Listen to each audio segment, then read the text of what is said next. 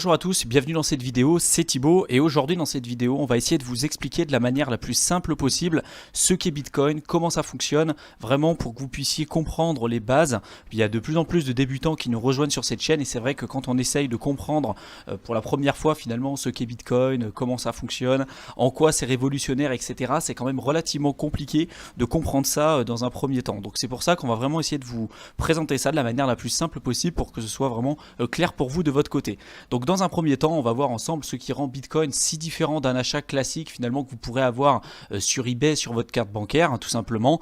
On va essayer de vous montrer en quoi c'est un concept qui est vraiment intéressant et qu'il faut que vous ayez en tête aujourd'hui. Et puis enfin, on vous présentera bien évidemment son fonctionnement général et puis ce que vous pourrez retenir de tout ça.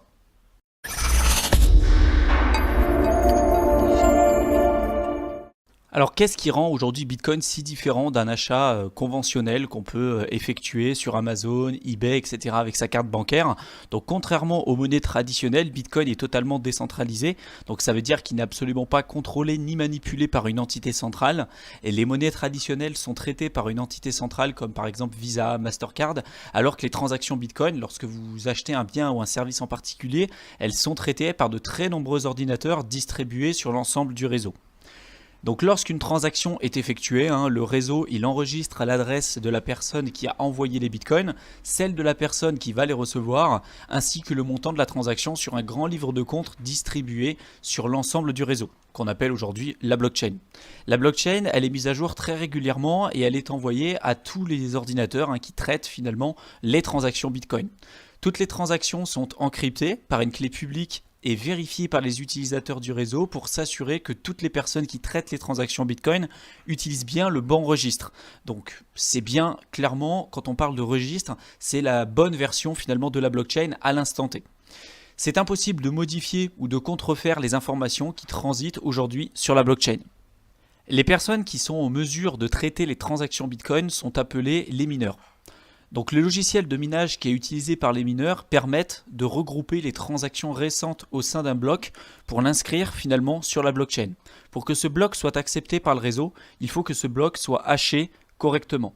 Donc une fois que le bloc il est validé par le reste du réseau, il est ajouté à la suite des autres blocs qui forment la blockchain et le mineur il va recevoir une récompense directement en Bitcoin, donc des nouveaux Bitcoins qui vont être mis en circulation et également les frais de transaction qui ont été utilisés avec l'ensemble des transactions qu'on peut retrouver sur le bloc que je viens de vous citer précédemment.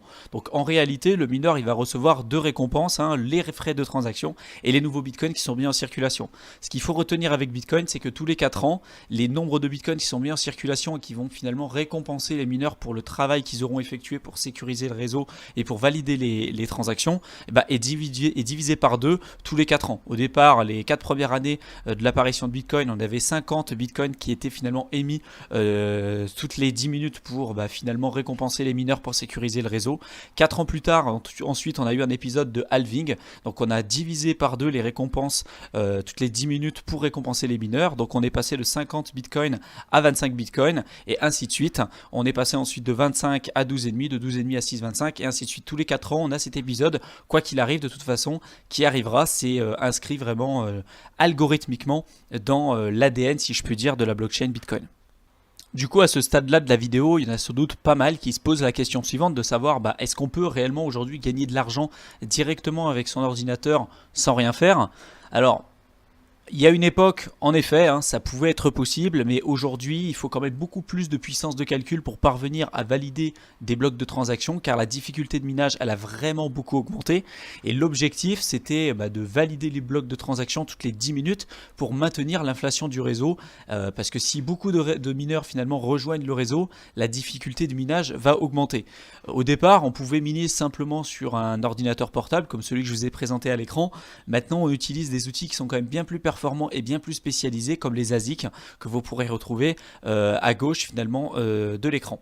Donc c'est devenu aujourd'hui tellement compétitif qu'il est devenu impossible, en fait presque totalement impossible pour une personne lambda comme vous et moi de pouvoir miner du Bitcoin seul. C'est d'ailleurs pour ça que maintenant on fait plutôt des regroupements de mineurs qu'on appelle des pools de minage pour pouvoir finalement mettre en commun la puissance de calcul et avoir plus de chances de valider des blocs de transactions.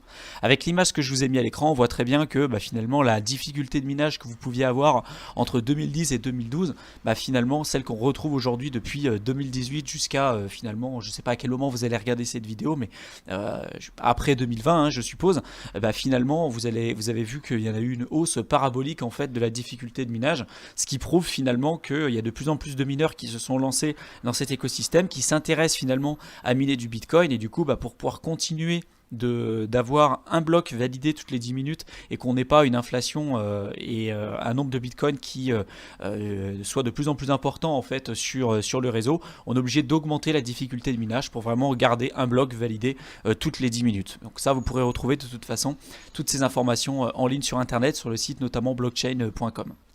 Alors pourquoi accepter du Bitcoin ? De plus en plus de personnes rejoignent le réseau car ils n'ont plus confiance aux banques pour conserver leur argent. Il y a de plus en plus de marchands qui vont accepter également les crypto-monnaies, mais il faut bien évidemment être très prudent car investir dans les crypto-monnaies, ça comporte des risques qui sont très importants. À l'heure actuelle, le monde des crypto-monnaies n'est pas encore régulé et la volatilité est bien évidemment extrêmement importante. Toutefois, les opportunités sont encore incroyables, même aujourd'hui, pour ceux qui veulent aujourd'hui se lancer. D'ailleurs, pour ça qu'on a créé cette chaîne YouTube et qu'on met beaucoup d'énergie et d'importance vraiment sur tout ce qu'on vous présente aujourd'hui sur cette chaîne YouTube, puisqu'on pense que malgré les risques, malgré tout ce qui se passe, il y a énormément encore d'opportunités, même pour les personnes qui souhaitent se lancer à l'heure actuelle. Ce qui est important de retenir, c'est que le système a été développé pour que le dernier Bitcoin miné le soit vers l'année 2140. Cela laisse penser justement que Bitcoin pourrait être une alternative intéressante pour lutter contre l'inflation des monnaies fiduciaires traditionnelles, vu qu'on a un nombre de Bitcoin qui est finalement programmé de manière mathématique et qu'on ne peut absolument pas changer la politique monétaire entre guillemets de Bitcoin.